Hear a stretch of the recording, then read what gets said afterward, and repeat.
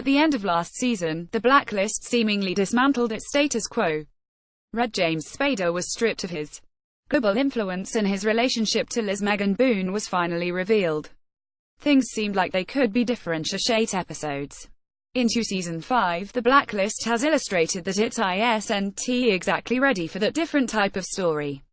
Wednesday's fall finale brought the season-long and really series-long rivalry between Red and Tom Ryan-Eggold to a head in what was one of the more compelling episodes in recent memory. And yet, to keep the standard secret-keeping and half-hearted intrigue in place, the show chose to dispose of Tom and jump ahead 10 months.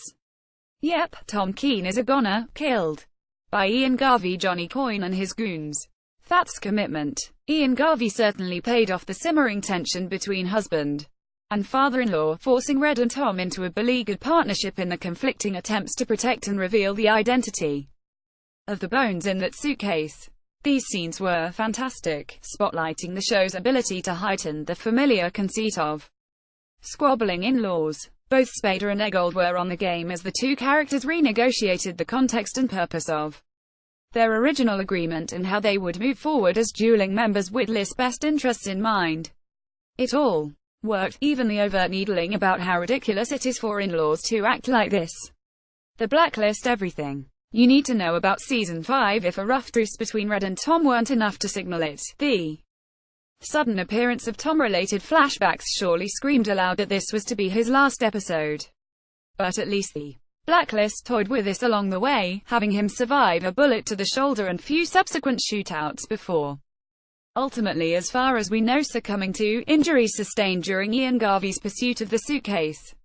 After a brief sojourn with his own family on the Blacklist redemption, Tom's return was a nice jolt of energy for the show. Early in this season, while there's an argument to be made that the Blacklist could never function like it did back in Season 1 with him still in the picture, there were intriguing storyline avenues not traveled with Tom this year. The show apparently didn't want to pursue stories involving Tom and Liz being happy for any real period of time, so instead the character went out doing what he always did: protect his partner. The Blacklist's boss explains those bones and the surprising reunion as a send-off for Tom. This episode worked really well as a representation of how the Blacklist handles Red, Liz and its long-term storytelling. It worked far less well, even setting aside the show's tendency to marginalize its female and the decision to have this episode mostly function as two guys arguing about what's best for a woman. Tom's death feels, in part, like a way to extend the mystery related to the suitcase. He learned the identity of the bones owners, the season's big secret, and then was offed before he could tell anyone. That's not a reason to kill off a lead character. With Tom out of the picture, Red has less reason to come clean to Liz, no matter how much Dembe protests that he should. One can already imagine the different lies help potentially spin to explain how, 10 months ago, thugs busted into her place, killed her husband and nearly ended her life. It's not a cop-out as much as it is a reason to keep stoking the fires of the internal conflict the show wants Red to express. He feels bad about lying, because he truly cares. But he's going to keep doing it anyway, for reasons. That internal conflict is key to Red as a character. And there's no reason why he should have suddenly been a brand new man after losing his criminal empire.